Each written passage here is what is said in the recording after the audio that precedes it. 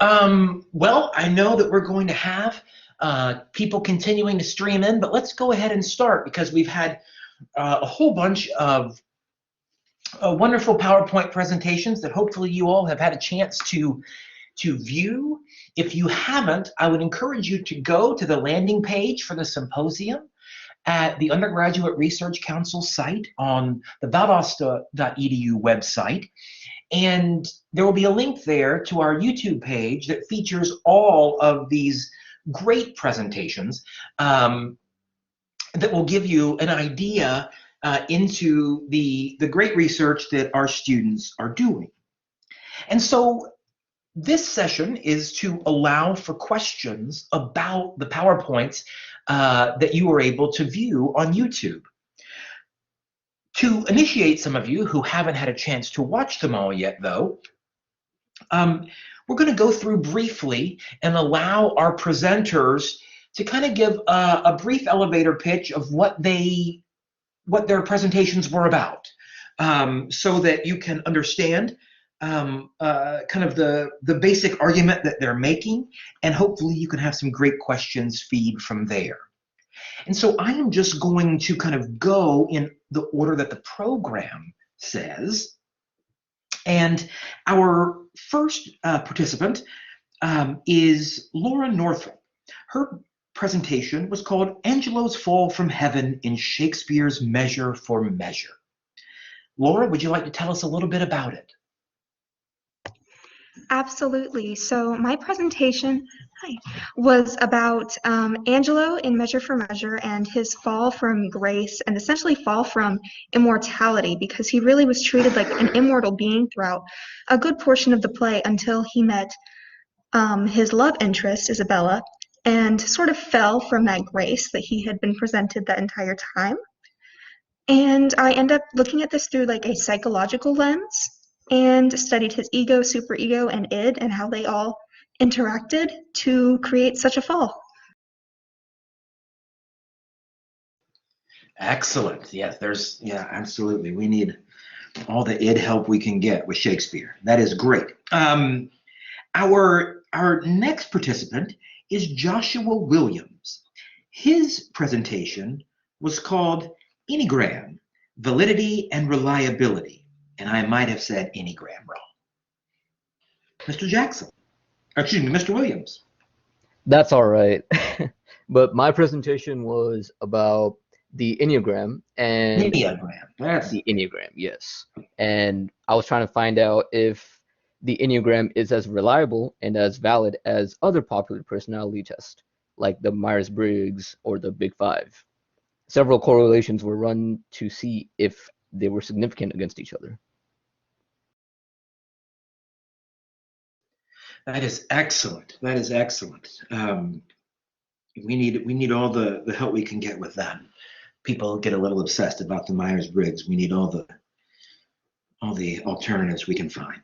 Our next presenter is Emily Denby. Her PowerPoint was called Exploring the Relationship Between Perceived Childhood Popularity and Social Confidence in Adulthood. Miss Denby. Yeah, thank you. So essentially what my research was trying to get to the bottom of is whether or not there's a correlation between one's interpersonal relationships in childhood and those social capabilities and self-confidence in adulthood. As an interpersonal communications major, it's really important for me to understand there's some links between relationships and how this causes to develop certain traits or can affect our behaviors in the future. Excellent, excellent. Absolutely. I still have nightmares about the cool table in junior high. Our next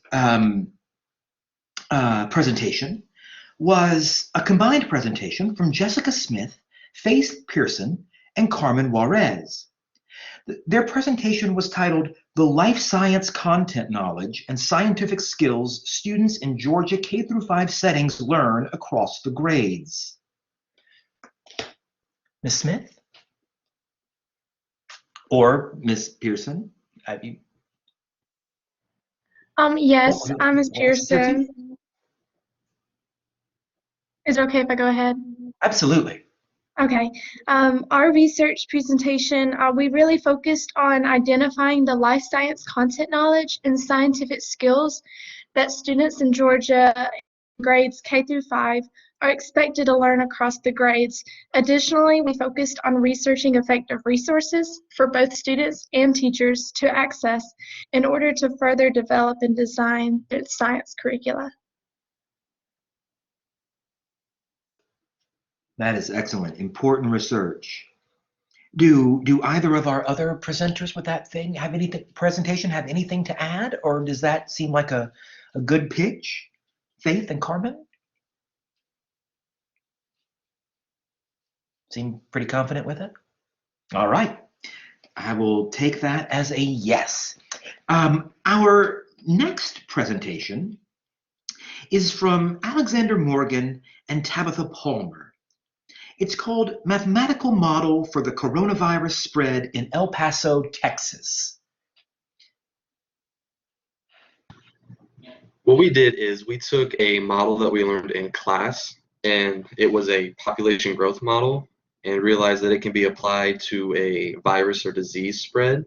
So we wanted to create a model based off the COVID cases in El Paso, Texas, to see if we could find something that could predict how many positive cases there's been at any point in time.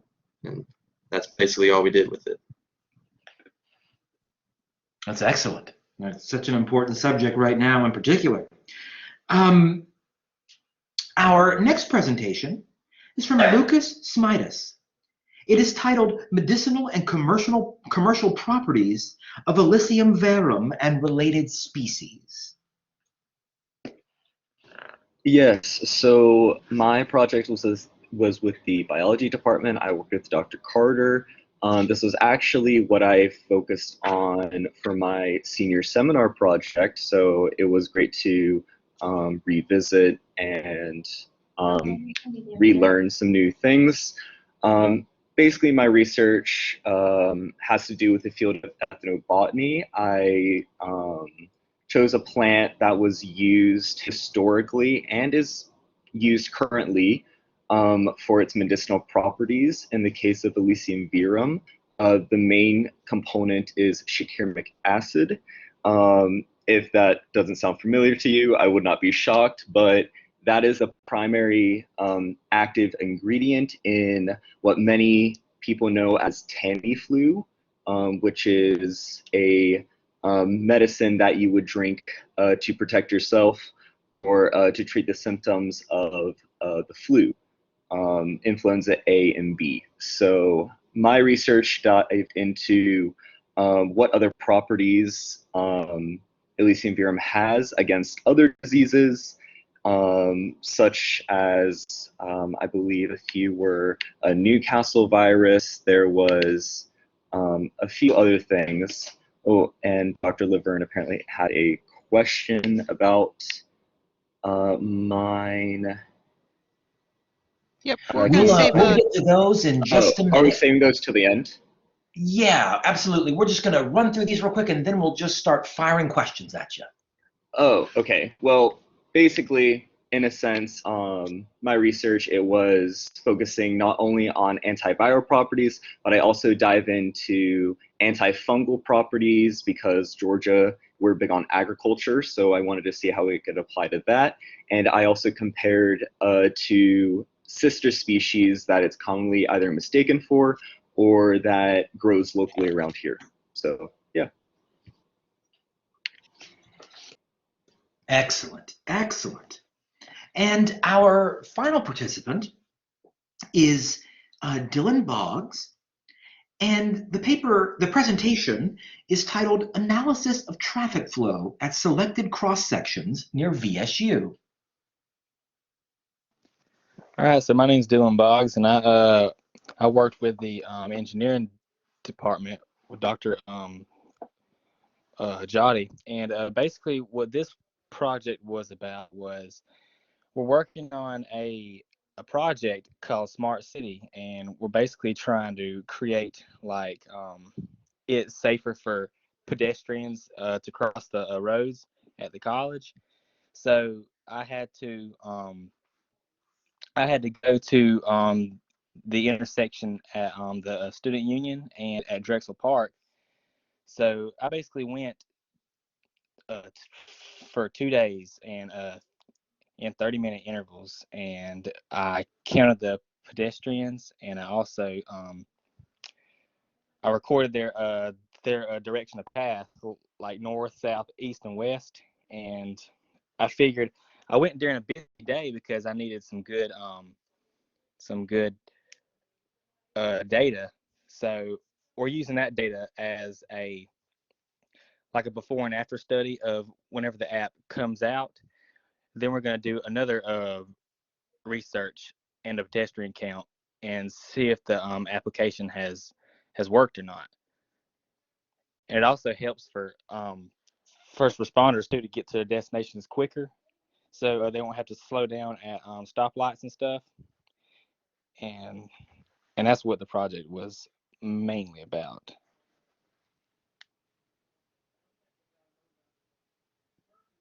Excellent. That is excellent. Give me 1 second.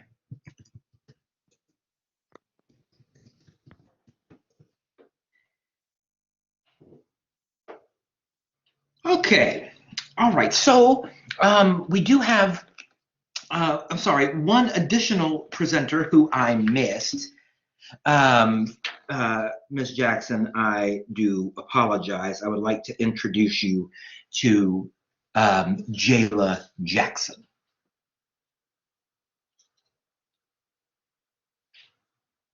I'm sorry. Can you guys hear me? Huh? I'm sorry, what? I said, can you guys hear me? Absolutely. Loud and clear. Okay. So I feel like I should put my poster up, I guess. I'm not sure. But I did my research project on corruption in Africa. What factors predict the levels of corruption across countries. So mainly that's what it was about. Oh, okay. Oh, I didn't know that. Oh, I'm sorry. I'm in the wrong session. Oh, well, I mean, I can just go twice. Okay, but so yeah, I just did the factors that predict the levels of corruption across countries in Africa. Um, I wanted to use the urban population, the high school graduation rates, what form of government that is in each country of Africa, what's their natural resources, and what's the amount of media freedom that is allowed there to pin it against the corruption perception index. And basically what that is how corrupt a country is on a scale of 0 to 1. Like the lower the score, the more corrupt a country is.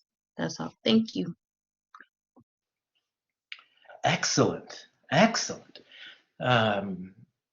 Yeah, corruption, big deal here too. I imagine that we would be pretty low on the list, by meaning high in corruption. All right, well, we have amazing presentations and one poster. And for those of you, again, who have not had a chance to see these great presentations, the link to those presentations is listed in our chat. Danielle has put them up there for us. For those of you who have, I encourage you all to please ask questions of our presenters, as I'm sure they would be happy to clarify anything from their presentations. The questions are already coming in, and so I will go ahead and start. This first question is for Laura. Can you explain how the fall can be related to human experience, as Shakespeare tended to mask teachings? Absolutely, and I think this is a really interesting question. Shakespeare has a habit of kind of embedding these morals that he wants to teach within the action of the works rather than explicitly stating them like some other authors do in this time period. The fall for Angelo very much occurred because he, up until really meeting Isabella, was kind of treated like a higher being. So when he experienced a natural feeling, which was attraction, he instantly kind of became human. Angelo's fall kind of comes from his experience in being human, and while he may have technically fallen, he really just became normal, kind of like everybody else. So it kind of speaks to the subjectivity of what falling from grace really means, because a long fall for one person might be a short fall for someone else, and that's totally normal and it's human. I also think that Shakespeare is really trying to teach that human experiences are a natural cause of the fall, but could also potentially open the door for someone to rise and grow at the same time. Angelo's the end of Measure for Measure is kind of ominous and doesn't really bode well for him, but I feel like it could. Like, there's always the door, because he's human now, to grow from that experience. So I hope that answers your question. Absolutely, that's great. I have a brief follow-up. Who is your dog in the picture, and will you tell him that I love him? That's actually a her. She's very large. Her name is Scarlett. She's 140 pounds, and we love her very much. I will definitely tell her that. Sweet Scarlett. All right. Well, our next question is for Lucas. I was interested in your work and was wondering if there was a way to market this successfully in the USA. In other words, will it be able to make money for a drug company? Yes, thank you, Dr. Laverne, for this amazing question. So first off, Elysium verum is technically, through its chemical compounds, already making a lot of money for drug companies, primarily in the form of Tamiflu. In my presentation, I discussed that in Tamiflu, the primary active component, and I mentioned this earlier, was shikiramic acid. This comes from the extract of the fruits of Elysium verum.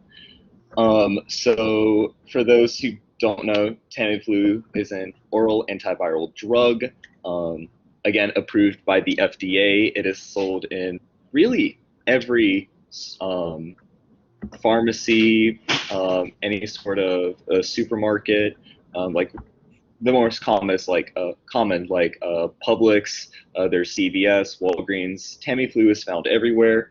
In terms of making it successful in other parts of the USA, like for example, growth, because I'm not really economics, but typically we would outsourcing material is sometimes more expensive than insourcing.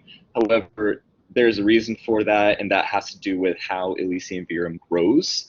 It primarily grows in Asian countries, most notably in China, and it grows in mountains and grows in highland regions. Now, there are Elysium species that do grow here in South Georgia, but they are typically used to lowland regions. So really that wouldn't be possible unless it was in some sort of altered environment to have them grow here. But they have already, in terms of drug companies, they're already hitting like the market in terms of Tamiflu. They're also used in culinary practices as well. The seeds of the fruit are used in cooking. For those who don't know, the common name of Elysium verum is actually Chinese star anise. So it's used in a lot of Asian dishes. And yeah, I hope that answers your question. And also oil extract from the seeds is used in perfumes and carminative products. Carminative products are also medical products. They help with digestion. So, but yeah, those are also on the market as well in many US drug companies. Very interesting. Very interesting. When I was in college, we had Theraflu, which you put into water to drink. It became like a tea that you drank, and my buddies would always get like a whole box of Theraflu and drink it to get high. That is my one knowledge with those kinds of things. All right, Haley, we have a question for you. While many of the Disney movies have some negative racial and sexist issues, why do you think they put the positive message in this movie?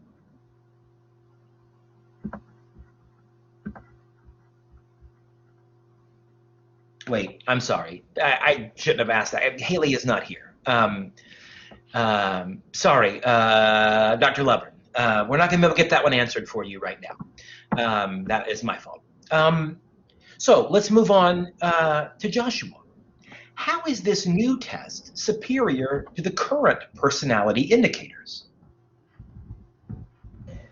I wouldn't necessarily say that the Enneagram is superior to the Big Five or the Myers-Briggs. Each personality inventory or test has their own pros and cons. I would say the Enneagram does have some ups against other of the personality tests. However, based on the research that was done and the data that I got, as of now, all I can say is that each of the types of Enneagrams are significant to their corresponding personality measures of the Big Five and the Myers-Briggs. Excellent. So they're all doing different things. They all have their place in the paradigm. Jessica, a question for you. I really liked your work and was wondering if there were any issues you could think of in using this process to help specifically across Georgia. Yes, this is Faith Pearson. I would like to answer this question, please. Absolutely.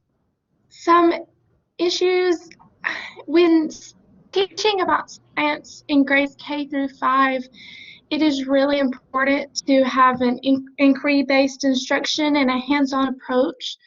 It has been proven that students find learning more effective whenever they're able to touch and feel and look at models. Therefore, we feel like some issues that could arise, especially since we use technology in our presentation, was that implementing too much technology sometimes isn't very beneficial because children need that hands-on approach. However, because of the times that we live in with COVID-19, we are forced to find a different route, which is through technology. And then another issue that could arise is not all of the Georgia Standards of Excellence in science build like the standard that we chose for our presentation. We chose a life science standard and built upon that as the grades progressed. But whenever you look at the physical science standards, they don't build as easily as life science and earth science standards.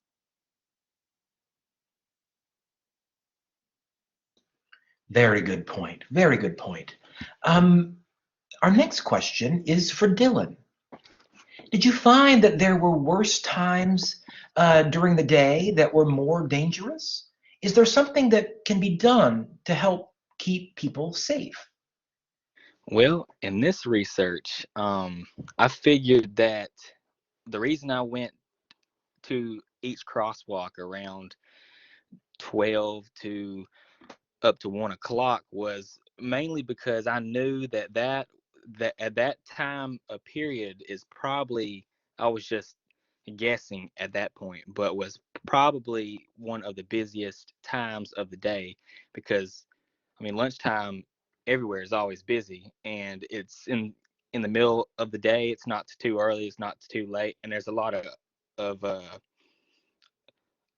class sessions that are going on. So I figured that around 12ish, 11:30 to 12:30, maybe to 1 o'clock, was probably going to be the busiest. And if it's the busiest, then it's probably the most dangerous. And I didn't even have to really sit there and watch for like 5 to 6 because I'd just be driving around and stuff, and I would see that the crosswalks are not nearly as busy as it was in the middle of the day. So that's really the main reason why I chose at lunchtime, because I was thinking that that was going to be the most dangerous part and time of the day. And if there's something that can help keep people safe, I'm hoping the application does, because the application is supposed to alert pedestrians whenever oncoming cars are coming. Therefore, it keeps the pedestrians out the road, and it basically, I guess, keeps everybody up to date and in unison. But special equipment and things such as that will have to be implemented in like the first responders and stuff to help make the application work at its best or properly. That's great. That'll be very helpful. I think all of us who were here a few years ago remember when one of our students was killed crossing the street on one of those crosswalks. So it's very important. We have a follow-up question for you, Dylan. Okay. I know that the Poisson distribution has an application of cars going through a certain intersection at a given time. I was just curious if you used this distribution at all within your research. No, I actually didn't. To be honest, I didn't really know that there was a Poisson distribution. I guess, where is it at? Down the road or something? I didn't know that. But no, to answer your question, no, I did not use the distribution in my research at all. But I'm guessing that's around Drexel Park. I'm guessing, but that intersection seemed to have more bigger vehicles and stuff that probably worked at the Poisson plant. So that intersection was more busier and therefore more dangerous. So it makes sense, in my opinion. Okay. Our next question is for Laura. To what degree do you think viewers were expected to identify with Angelo in Shakespeare's time, and what about readers today? Okay, so this is a bit of a hard question to answer because I struggle to kind of separate my own bias against Angelo's actions from today's standards, but I think it'll be easier to answer the identification extent of readers today first. So for the sake of humanity, I hope that today people do not identify with Angelo's actions, but they certainly could identify with his emotions. Angelo kind of reminds me of someone who's going through puberty and experiencing their first crush, which is stereotypical today for like tweens and middle schoolers. So there's certainly a way to identify with feeling really passionate about a person who has really no interest in you. So as far as people from the time period, I have a feeling many of them probably identified with Angelo because London was a really violent place during this time period. Many riots were occurring, and the way Angelo starts to lose control represents that in a way. So they may be looking for him at first because he's the Duke and he's maintaining order, and then they may be looking at him saying, oh wow, he's a representative of us. So they definitely could identify with him in that way. I also think that the sexual hierarchy at the time was heavily weighed in the favor of the male, so men who read this probably identify a lot with Angelo right up until the end, where he gets what he wants, but he also doesn't. So. I know people like that. Lucas, are there any established allergic reactions to Elysium verum? And have you incorporated it into your own diet? Yes, there are a few adverse effects from the overconsumption of Elysium verum, specifically its extract. The primary negative effects would be neurotoxicity and hepatotoxicity. Neurotoxicity is basically damage to neural function, like to the brain, and then hepatotoxicity has to do with damage to the liver. In some cases, these effects can be reversible, but again, it really depends on the amount consumed. But again, this is only like drastic amounts of like consumption. If a lot was consumed at one point in time, while there are whenever you compare it to one of its sister species, it's commonly actually mistaken for, in terms of physical features, the Japanese star anise. There are certain compounds that are poisonous to the human body, and that species contains a lot of those, making it very toxic. This species, Elysium verum, doesn't have as many. It has like minute amount, so it's relatively safe to consume. But again, you take it in moderation.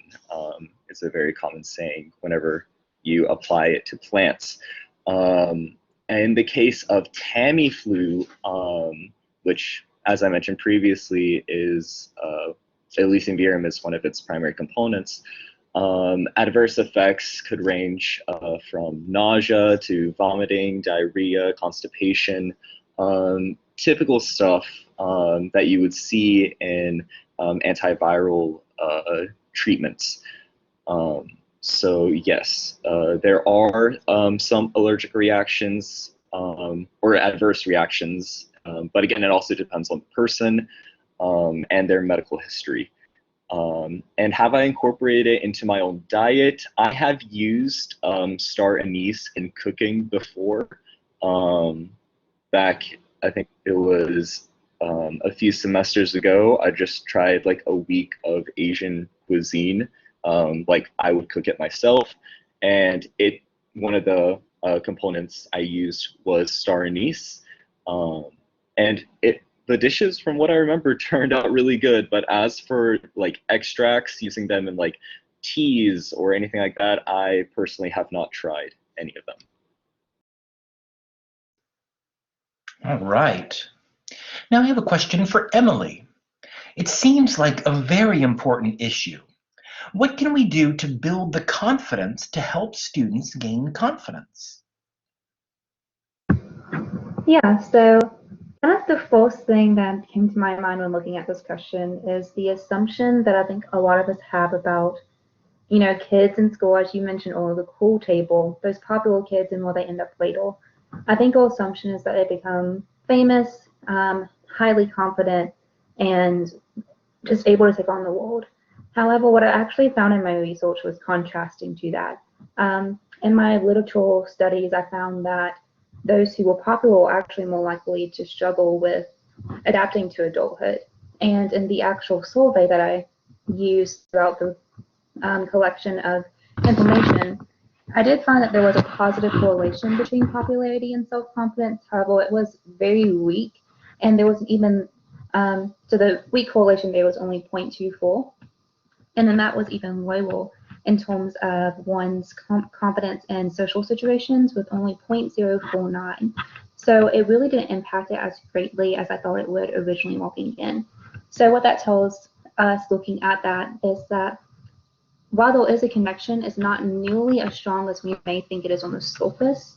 And I believe the next step in that would be honestly like educating our students on how to find comfort and stability, confidence within themselves. So often we focus on social assimilation instead of that self-confidence. And I think instilling that at a young age would be extremely helpful. Excellent. Here's a question for Alex. Can you tell us more about the COVID cases? Were they worse than in other areas? And if so, why or why not? So we actually didn't study any other cities for this project. We mainly focused on El Paso, and we chose El Paso because just looking at the data, it seemed like a city with a bunch of cases and a high growth in cases over time, which is what we wanted to compare with our population growth model. Our model didn't have any of like the precautions factored in, like wearing masks and staying 6 feet apart and vaccines. So eventually the cases our model predicted grew much higher than the actual amount of cases in El Paso. But to try to answer that question, in general, the country followed the same trend. The growth everywhere was pretty slow, starting in March and April, and then started skyrocketing in the late months of 2020. So with our model, the actual number of cases was higher to start out, but if we had more data and knew more about the months ahead, we would see the actual cases start slowing down because of the vaccines, and our model would rise until it reached the entire population. That is fascinating. Here's a question for Carmen. I very much appreciated the combination of image and content, as well as how you tied the content to the specific educational learning objectives. Has it changed the way you now study for your own classes? So I was also part of this group, and we said that since we are education majors, by completing this research, it helped us lesson plan, because when we choose a standard for the grade that we are teaching, we also analyze what the students learned in previous grades in order to help us plan appropriate activities. And we also noticed that our professors now integrate technology and images even more with COVID as a way of teaching content that will meet the needs of all students, and therefore allowing us different opportunities to learn and study the content being presented. You think that'll continue after we're all back to normal?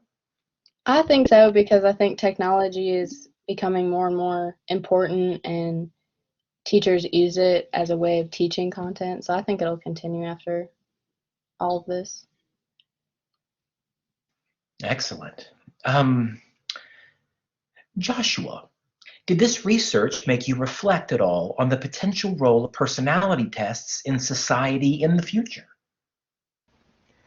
This research did give me insight on how these personality tests can be used in society. Currently, I believe the Myers-Briggs and Big Five are used in schools to measure the personalities of students. With the data and research that I got from this presentation, I can firmly say that the Enneagram is a great alternative for students in school, as well as it can be used in the workplace in such that employers can see how several different types within the Enneagram can be cohesive with each other or build a perfect unit in the workplace, things like that.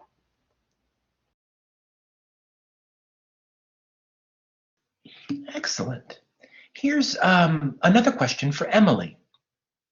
I know your results didn't match your expectations as based on your research and a scholarship on the subject, but you also admitted that there were a number of variables that impacted your study.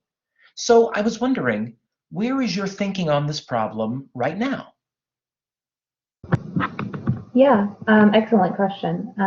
Like you mentioned, there were definitely a lot of surprises within the research that I conducted, just the way that it contrasted with the literature. And to respond to where I am now on this problem, I definitely do think that there is still a portion of I definitely think that your relationships outside of the household will still impact the way that children grow up. However, it really causes me to want to move to evaluating how family structure and relationships impact more so. And specifically, honestly, how those two compare. How does the relationships within school and the relationships within a house combine or contrast with one another as you work towards developing an individual? I think that would be very interesting. Excellent, excellent. Here is another question for Alex. Were there any lessons that could be learned from COVID in Texas that could be applied to other areas?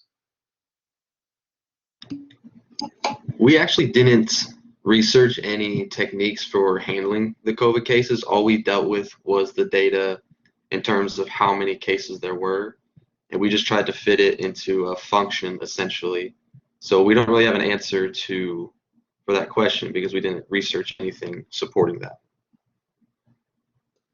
No problem at all.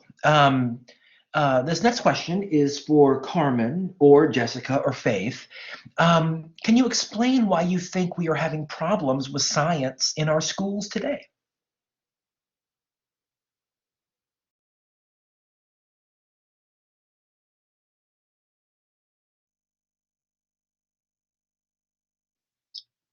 Yes, I believe that we are having problems with science in our schools because usually most schools or mostly children love to do like experiments, and now that we're not in person most of the time, some students have less of that. Um, Most of them have to actually just watch YouTube videos of how, like, for example, like some of the plants growing or chemistry or like different little things. They have to watch videos, and some of them you can do it at home, but it's a big difference from home and in school because I know some students love to work with partners, and now that this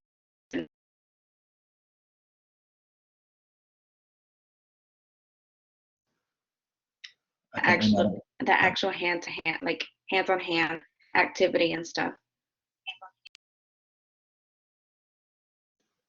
Excellent. Here's a question for Tabby. Can you tell us about the mathematical models you actually use to determine your data? And why did you and Alex choose El Paso? The model we used was actually a population growth model, and it has the same application in terms of a disease spreading or a virus spreading when you think about how they're derived.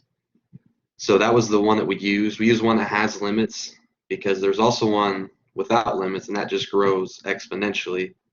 So the one with limits helps us kind of cap it so it doesn't exceed more positive tests than there are people. And we chose El Paso just because the cases over time appeared to be growing at a good rate. We didn't want something that, something maybe like New York that was growing much faster than other cities, and we didn't want some small town that barely had any. So we just wanted something kind of in the middle that could help us make our function and model. Excellent. As a follow-up to that, how did the study make you appreciate the role of math in solving real-world problems? It was actually really great to find something that we could apply not only to the real world, but to our modern day, because oftentimes we go through middle school, high school, and even sometimes college just learning math, and we don't really understand how we can apply it to the real world. So it was a great way for us to use that so that we could not only use it to help think about stuff, but also future careers that we could tell our employers. Excellent. Here's a question for Faith. Do you think this model could be used outside of this area? Is technology a problem for some student learning styles?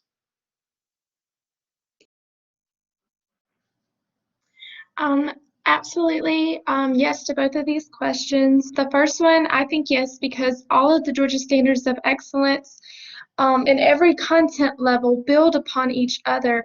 And this could be ELA, math, history, computer science. They all have a purpose, and it's in order to help the student grow as they progress in their grade. To the second question, absolutely. Some students struggle with technology, especially if their learning style is auditory or kinesthetic. That is why it is important for teachers to form a relationship with their students and know their learning styles. Then it is the teacher's responsibility to balance the format and resources used in the curriculum and lesson plans. Good answer. Laura, do you think that we could use the imagery here to describe recent political events, such as the last election? Interesting question. Yes, I also apologize for background noise. I had to transition outside, but we're going to roll with it. So I certainly believe that the imagery in Measure for Measure could be used to describe political events, but especially the last presidential election. Overall, I could say that we had the theme of someone making what many would consider to be a very controversial decision, but from their perspective, it has to be the right thing to do, right? Like, they're doing what they think that everyone should need. So, to many, it comes across as a selfish decision, and in some sense, it is. But they're doing what they feel like they need to do for everyone else, including themselves. I also feel like many people today who are on the opposite side of that could feel like Isabella, who was really left in a position of not having much choice, feeling kind of helpless, but in the end, she pulled through and survived through that. So. Excellent. A question for Dylan. This is from Dr. Swan. As someone who has been nearly run over crossing roads on campus many times, did you learn any safety tips that you might be able to share with VSU students? Or will they be included in the app, for example? Well, to be honest, I have almost gotten ran over walking across a crosswalk plenty of times, usually at the Battery and Oak where the student union is. But safety tips, what I could say is like what everybody says to me, always watch out for other people. Even though you may be doing the right thing, there's always a chance that somebody else might not be. And another thing is only walk across the street whenever you are told. I see some people, and I'm guilty of it as well, but I've seen some people walk across the street on a red hand, even though there's no cars coming. It's always a good thing to not do that and only walk across the street whenever you are supposed to. And no jaywalking either. That's another biggie. As someone who walks against the hand all the time, I feel personally attacked. As a follow-up here, though, Laura asks what the role of parking and transportation, Valdosta State PD, student organizations can do to help increase the safety of our campus crossing roads. Well,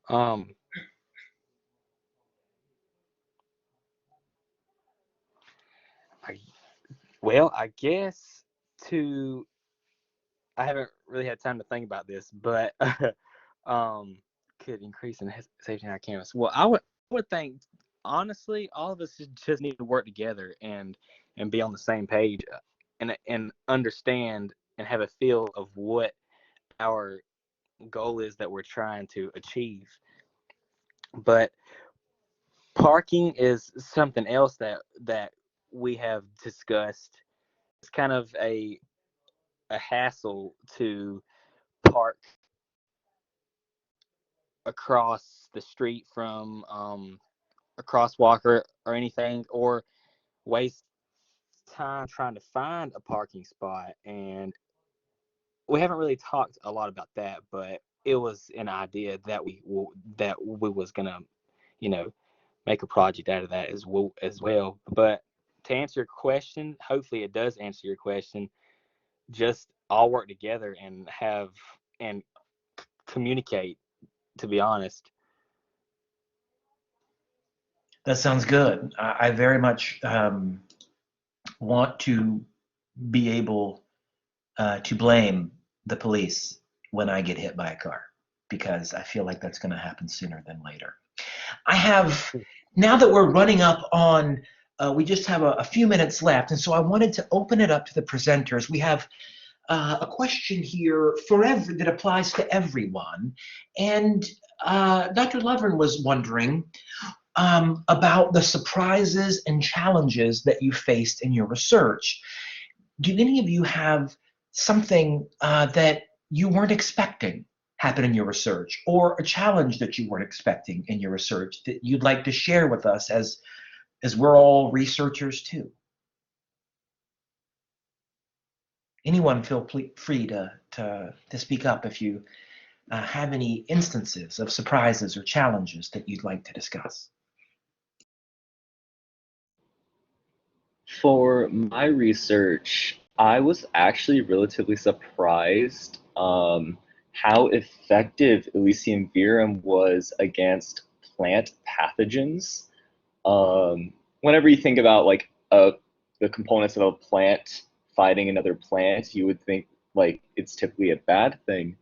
But in the case for like the agricultural industry, fungicides are used to control plant disease in like fruits and vegetables solely for their preservation so they can go out on the market. So that was like one of the things, because whenever I was like researching, I was mainly thinking about human properties, like how could it apply to us, and like what viruses it can go against. But it doesn't just go against like any sort of disease or virus. It can also be applied to the agricultural field. So that was kind of like the cool little surprise that I found for mine. That's a good one. It always takes you in different directions. Did anyone else have any different directions they'd like to describe?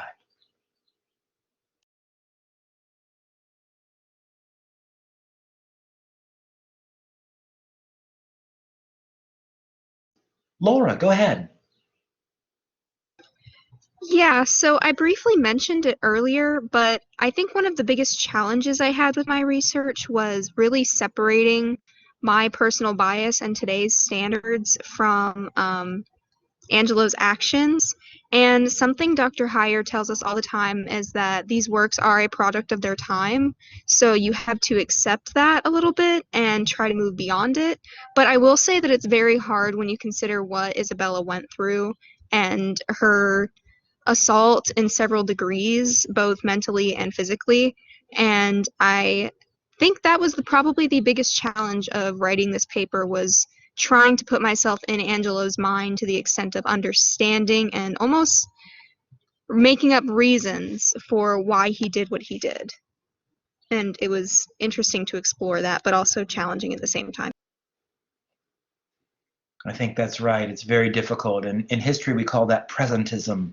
And it very much does complicate everything we do. That's absolutely correct. Does anyone else have any challenges or surprises that you'd like to share?